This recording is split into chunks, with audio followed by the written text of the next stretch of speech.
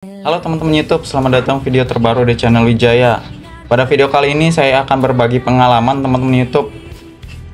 Pengalaman pertama saya perpanjang SIM menggunakan aplikasi digital Korlantas secara online teman-teman YouTube. Bagaimana pengalaman saya membuat SIM? Simak videonya sampai habis, check this out.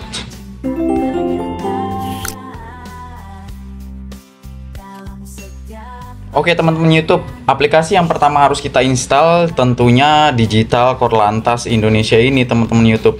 Jadi aplikasinya kita install dulu di handphone teman-teman sekalian. Kemudian teman-teman melakukan pengaturan profil teman-teman YouTube. Ya di sini. Nah, bagian tersulitnya adalah verifikasi NIK ini teman-teman YouTube. Susah sekali, saya pun hampir mungkin ada lebih dari 50 kali mencoba dan terus gagal. Saya nggak tahu bagaimana sistemnya, kenapa selalu gagal. Awalnya saya pikir mungkin koneksi internet saya yang tidak stabil. Ternyata setelah saya cari-cari di informasi di YouTube atau TikTok, ya memang di verifikasi NIK ini memang cukup sulit ya. Teman-teman harus melakukannya secara berkali-kali ya teman-teman YouTube dan mengikuti instruksi secara tepat. Oke, setelah ini kita sudah terdaftar ya, terdaftar dan profilnya juga sudah terverifikasi di sini teman-teman YouTube ya, terverifikasi di sini, maka teman-teman bisa melakukan perpanjangan SIM dengan klik di sini.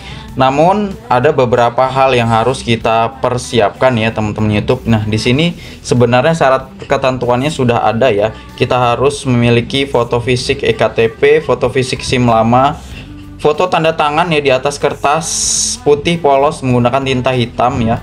Kemudian pas foto dengan wajah menghadap ke depan, latar belakang warna biru, resolusi 480 x 640 ya. Teman-teman harus menggunakan aplikasi foto editing ya untuk membuat pas foto dengan wajah ini ya, tidak menggunakan aksesoris apapun. Nah, kita juga harus melakukan tes kesehatan ERIKES dan tes psikologi ya. Ini yang perlu kita lakukan sebelum kita melakukan perpanjangan SIM dan lanjutkan di sini ya teman-teman YouTube. Nah, jadi di sini pun di bagian SIM ya telah ada menunya ya, ERIKES dan PPSI ya. Di sini sudah ada, dan di sini kalau kita klik ya, kita hanya akan ditunjukkan ke link menuju ke ERIKES dan Pepsi ini teman-teman YouTube. Nah, di sini saya berlanjut ke ERIKES ya teman-teman YouTube. Ini juga kita harus terdaftar ya teman-teman YouTube. Kita harus mendaftar dengan menggunakan email, kemudian tentunya kita perlu NIK. Nah, di sini di pendaftaran kita masuk ke pendaftaran, kemudian mengerti ya. Kemudian kita akan dilanjutkan ke proses cek kesehatan ya teman-teman YouTube. Di sini kalian pilih saja ya tempat-tempat tes kesehatannya yang bisa dilakukan secara online teman-teman YouTube. Jangan ke tempat-tempat yang kita harus datang ke rumah sakit. Di sini saya menggunakan rumah sakit Banyuasin ya, Sumatera Selatan, yang bisa dilakukan tes kesehatannya secara online. Dan yang ditanyakan hanya riwayat-riwayat kesehatan saja. Dan di sini pengalaman saya di ERIKES ini tidak perlu melakukan pembayaran ya teman-teman YouTube. Kemudian setelah ini selesai ya, hasil pemeriksaannya oke, dan kita lanjut pemeriksaan. Satu lagi yang cukup memakan waktu adalah ini teman-teman YouTube, masuk ke link EPPSI ya. Kita bisa mendapatkan linknya juga dari situs Digital Korlantas ini teman-teman YouTube yang EPPSI. Nah, di sini teman-teman harus menyiapkan uang dan juga menyiapkan waktu ya teman-teman YouTube. Karena di sini dites psikologi untuk SIM di sini ya teman-teman YouTube. Setelah kita daftar juga ya, kita akunnya sudah terverifikasi, kita melakukan tes psikologi SIM di sini. Dan sebelum melakukan tes psikologi, kita perlu melakukan pembayaran secara transfer ya teman-teman YouTube. Setelah kita sudah bayar transfer, lalu kita akan melakukan tes psikologis yang di aplikasi ini. Nah, ini dia teman-teman YouTube. Kalian perlu mempersiapkan waktu dan kuota serta daya baterai teman-teman YouTube. Karena di tes psikologis ini tidak sebentar, tidak mudah, dan tidak bisa di-pause teman-teman YouTube. Jadi pada saat saya melakukan tes psikologis ini, saya membutuhkan waktu 1,5 jam sampai 2 jam teman-teman YouTube. Ya memang lama, cukup banyak pertanyaannya, dan di sini kalian bisa menghitung ya dari segi biaya ya. Di sini pembayarannya tes psikologisnya ini adalah Rp67.000, dan kalau kalian tidak lolos sekali tes psikologis ini ya otomatis kalian juga harus mengeluarkan uang sejumlah yang sama untuk bisa melakukan tes psikologis ini berulang ya teman-teman YouTube. Dan payahnya lagi ya, kita tidak bisa melakukan pause ya teman-teman YouTube kalau sedang tes psikologisnya berlangsung ya. Ini di waktunya teman-teman YouTube, di waktu ya, kita harus menyelesaikan 1 soal, 2 soal, 3 soal, dan seterusnya dalam waktu-waktu yang telah ditentukan. Jadi kalau ada telepon atau membalas WA atau ada keperluan mendesak ya, atau kita butuh ke WC ya, di part-part tertentu kita tidak bisa meninggalkan tes psikologis ini. Kita kalau mau berlanjut di sesi selanjutnya ya mungkin kita bisa istirahat sejenak atau ke WC sebentar atau membalas WA sebentar. Setelah kita melanjutkan di tes sesi selanjutnya, kita tidak bisa lagi melakukan stop, pause, atau berhenti sejenak ya. Pengalaman saya, mungkin kalau teman-teman pernah melakukan tes psikologis online EPPSI juga dan pernah melakukannya, bisa di pause ya, teman-teman bisa tulis di kolom komentar biar teman-teman juga bisa mendapatkan informasi yang valid ya. Jika saya salah ya mohon dimaklumi, karena pengalaman saya seperti itu teman-teman itu. Nah, ketika kita setelah lulus di tes psikologis ini ya, kita baru bisa melakukan lanjutan dari perpanjangan SIM ini teman-teman YouTube. Jadi perpanjangan SIM ini ya di Digital Korlantas kita bisa lakukan 90 hari sebelum tanggal SIM berakhir.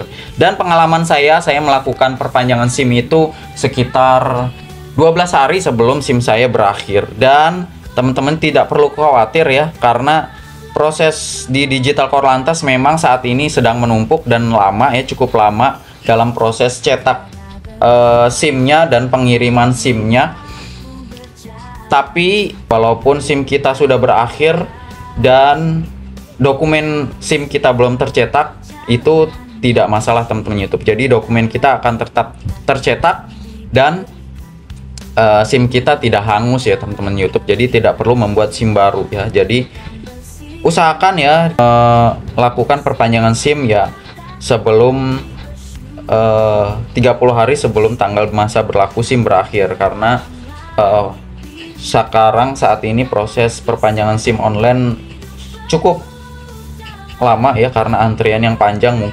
Berapa biayanya untuk perpanjangan SIM saya ini? Saya berada di kota Palembang dan saya melakukan pencetakan SIM-nya di Polda Metro Jaya di Jakarta. Jadi saya sengaja cetaknya di Jakarta, tidak di Palembang, karena kalau cetaknya di Palembang maka harus mengambil sendiri teman-teman YouTube. Saya jadi cetak dari Polda Metro Jaya dan perlu ongkir sebesar 37.000, dan biaya saya 121.000 dengan ongkir ya, dipotong ongkir 37.000, jadi berkisaran antara 80 sampai 90 ribuan untuk perpanjangan SIM. Jadi total 121.500 ditambah tadi ya pembuatan dan tes psikologis 67.000, jadi berkisar 188.000 rupiah total saya untuk perpanjang SIM yang dicetak di Jakarta ya teman-teman YouTube. Dan SIM saya sudah jadi ya teman-teman YouTube. Itu saya